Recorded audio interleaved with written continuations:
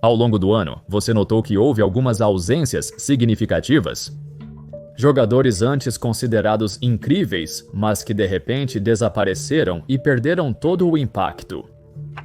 Esses caras fizeram contribuições tremendas em suas respectivas equipes, mas o que exatamente aconteceu para que eles se tornassem completamente irrelevantes num piscar de olhos?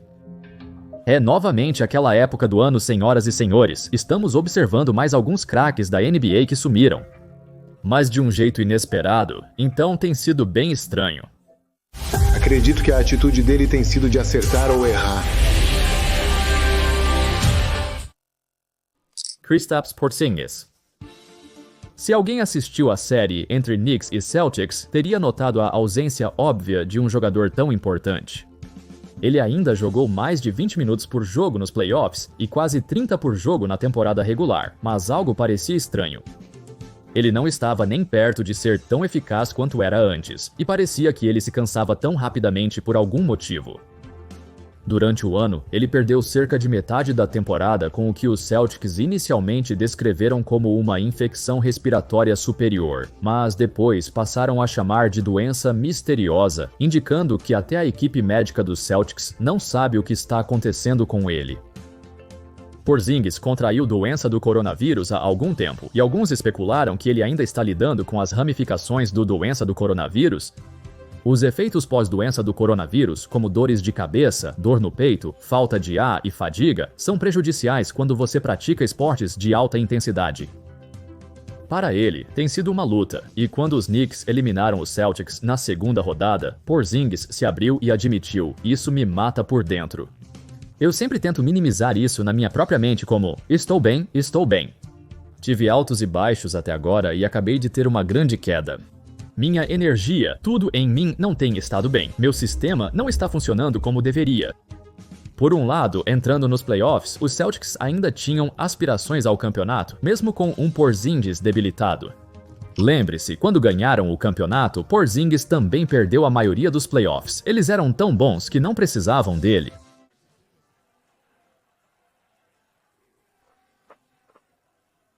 Desta vez, no entanto, durante a série contra os Knicks, eles precisavam de outro grandalhão para enfrentá-los.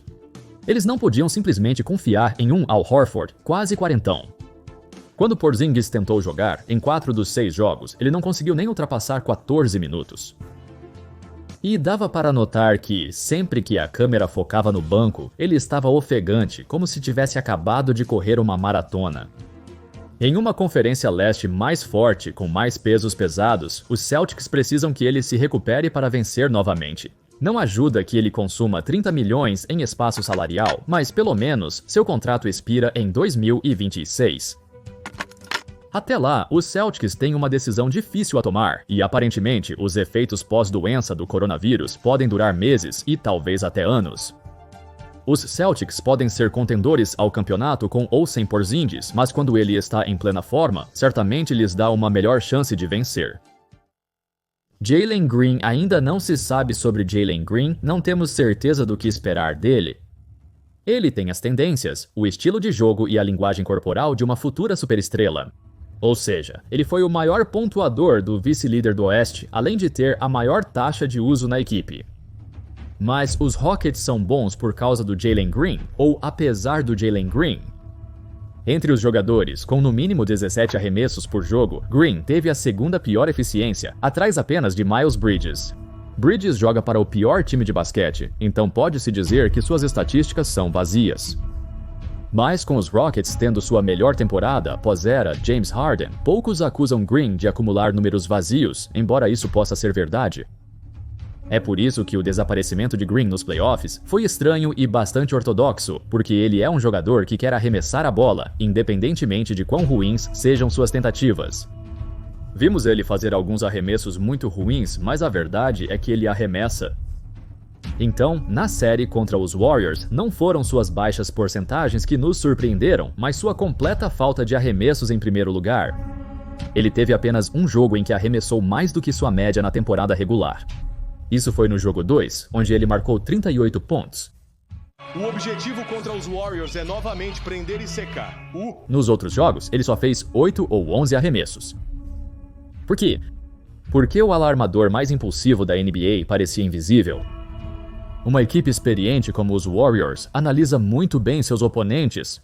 Eles deixaram Jalen Green desconfortável sempre que ele tinha a bola, expondo todas as suas fraquezas em uma única série. Especificamente, eles o colocaram em situações onde precisava tomar decisões em espaços abertos, algo em que ele não é muito bom. Normalmente, ele arriscaria um arremesso nessa situação, mas sabendo que tudo está em jogo e que não pode continuar prejudicando sua equipe, ele passa a bola para outro jogador. Os Warriors não estavam apenas impedindo-o de marcar, mas também o impedindo de chegar aos seus lugares favoritos em primeiro lugar. O outro problema é com os próprios Rockets. Ime Udoka é um treinador defensivo fenomenal e o principal catalisador para levar os Rockets a se tornarem uma equipe defensiva de elite. Mas o mais ofensivo é que ele não sabe lidar com uma situação assim. Assim como quando treinou os Celtics na final de 2022, onde Jason Tatum lutava para acertar os arremessos e Udoka não fez ajustes para facilitar sua visão de jogo. Agora, não estou dizendo que Green é do mesmo calibre que Tatum, mas a situação é semelhante. O ataque do Rocket já era o seu ponto fraco, então ter o seu principal artilheiro completamente eliminado é absurdo. Caramba, Udoka também percebeu isso. Citação: o objetivo deles é tirá-lo da série. No entanto, ele não tem o tato para mudar o plano de jogo para ajudá-lo. A longo prazo, os Rockets não têm certeza se Green faz parte do futuro ou se é um prejuízo para essa jovem equipe. Mas ter um treinador ofensivo medíocre certamente não ajuda. T. Jerome, o verdadeiro jogador mais melhorado da NBA. Estou brincando, na verdade não estou. T. Jerome evoluiu de um desconhecido que não conseguia jogar como reserva para o melhor jogador vindo do banco do líder da Conferência Leste. Isso é super impressionante.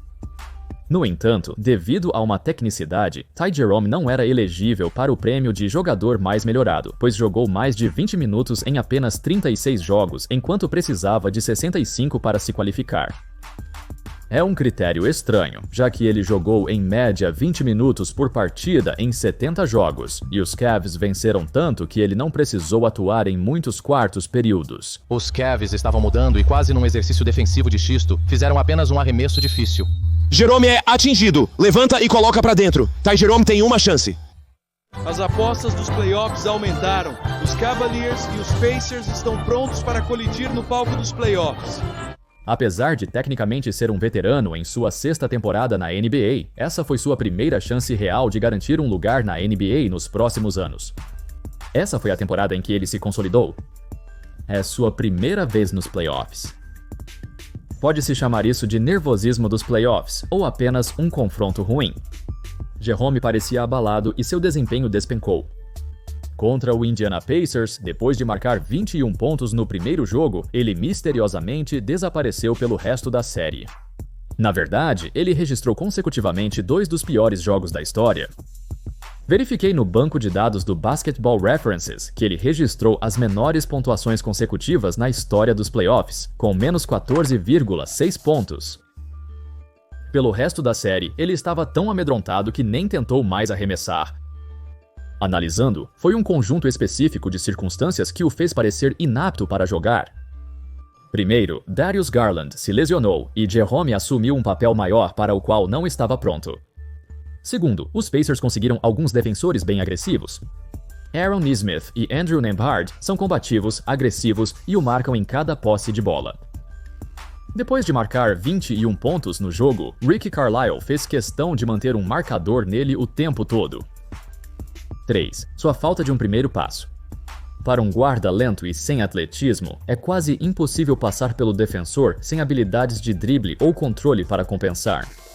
Esta é a primeira vez na carreira de Ty Jerome em que ele atraiu uma atenção exorbitante. Os caras grudavam nele como um doce, e ele não podia fazer nada. Por outro lado, ele foi caçado na defesa do lado oposto da quadra. Isso realmente o cansou enquanto o ataque dos Pacers o atacava implacavelmente. O treinador Atkins e Donovan Mitchell tinham fé que Jerome se recuperaria, com Atkins afirmando: ele vai se recuperar porque tem uma resistência mental extrema. Ele vai seguir lutando mesmo caindo. Continuaremos ao seu lado. Mitchell disse não estar preocupado com Ty Jerome. Ele não está acertando os arremessos no momento, o que é normal. Entenda que isso está vindo. Infelizmente, nunca chegou.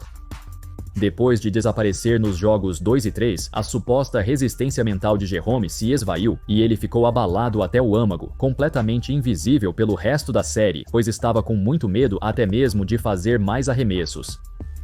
O engraçado é que ele estava destinado a receber um grande pagamento. O maior contrato de sua carreira estava logo ali, se ele não tivesse falhado completamente contra os Pacers. Esta única série pode ter tirado alguns milhões da mesa. Dante DiVincenzo. Não posso esconder meu amor pelo italiano, mas quanto mais sua carreira avança, mais acho que aquela única corrida nos playoffs com os Knicks foi o auge absoluto da carreira de DiVincenzo, e ele nunca mais alcançará esse nível.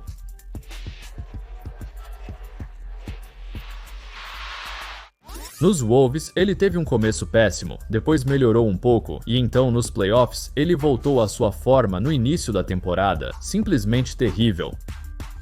Assisti a todos os jogos dos playoffs dos Wolves para ver o desempenho dos meus amigos Randall e Dante. Randall se redimiu, mas só me lembro de um jogo em que DiVincenzo jogou bem. Verifiquei seus registros de jogos e minhas suspeitas se confirmaram.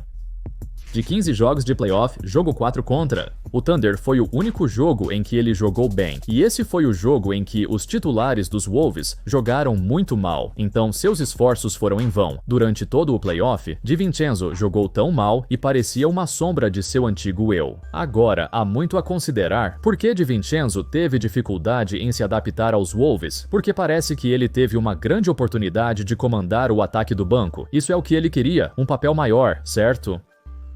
Na verdade, DiVincenzo nunca foi um jogador que pudesse fazer isso com consistência. Ele nunca foi ótimo ou mesmo médio em facilitar o ataque. Ele mal consegue passar a bola. Sempre que ele executa o pick and roll ou lidera os reservas, termina em desastre. Na única partida em que ele dominou, DiVincenzo jogou no papel em que se destaca, pegando e atirando. Embora DiVincenzo não tenha correspondido às expectativas, talvez o maior problema seja com o próprio elenco dos Timberwolves. Eles não têm um armador reserva. Caramba, Mike Conley, com quase 40 anos, mal é um armador titular. DiVincenzo foi então colocado em uma situação incompatível com suas habilidades. Por outro lado, talvez sua passagem pelos Knicks tenha sido um lampejo, já que foi a única pós-temporada em que ele jogou como um craque. Afinal, ele é apenas um jogador de apoio. Mas, sendo a peça adicional na troca de Towns, é razoável que os Wolves esperem mais dele. Brook Lopez. Lembra quando Brook Lopez era considerado o pivô ideal para 3 e D? Eu costumava ver ele jogar nos Nets quando ele não era bom nos arremessos de 3 ou na defesa. Sua transformação como jogador é notável, pois ele se adaptou a uma NBA em mudança. Recentemente, ele se tornou o primeiro jogador na história a acertar 1000 arremessos de 3 e bloquear mais de 2000 arremessos na carreira, uma conquista que define o pivô moderno da NBA. Mesmo na campanha de 2024 a 2025, aos 36 anos, parecia que Lopez ainda estava seguindo em frente, jogando mais de 30 minutos por jogo, bloqueando 2 arremessos por jogo e acertando 3 pontos. Mas quando os playoffs começaram e os Bucks se encontraram novamente com os Pacers, com a lesão de Lillard, esperava-se que Lopez aumentasse sua carga ofensiva, assim como no ano anterior. Desta vez, porém, algo parecia estranho. Seus minutos por jogo caíram drasticamente de 32 para 15.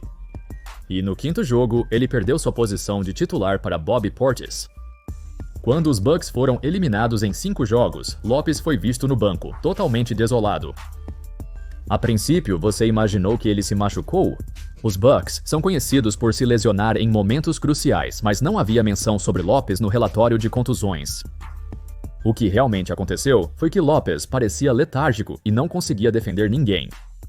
Dê uma olhada nisso. Nos 74 minutos em que Lopez esteve em campo, os Bucks tiveram uma péssima classificação líquida de -17, com a queda na defesa sendo muito alarmante. Sempre que Tyrese Haliburton iniciava o ataque, ele pedia uma troca para colocar Lopez contra si. Ele o abusava, seja marcando pontos ou criando arremessos abertos para seus colegas de time. Sabe, ele nunca defendeu o perímetro com tática excepcional, mesmo em seu auge, mas quando você combina sua idade com a diminuição de sua velocidade, culmina na pior série de playoffs de sua vida. Dizer que ele desapareceu é um eufemismo. Doc Rivers deveria ter colocado ele no banco muito antes, dando-lhe 0 minutos em quadra. Ele percebeu que era inútil, só um pouco tarde demais, Doc. Tudo o que resta é um grande homem pesado, desesperadamente se agarrando à sua carreira por um único fio. E esses foram 5 astros da NBA que desapareceram de repente e estranhamente. Foi, sem dúvida, a pior apresentação que eles já tiveram em suas carreiras inteiras, a ponto de fazer você se perguntar: eles ainda são bons? O futuro deles na NBA está em risco? Agradeço por assistirem. Espero que tenham gostado do vídeo. Se lembrarem de outros casos de desaparecimentos misteriosos, deixem nos comentários. Até a próxima. Paz!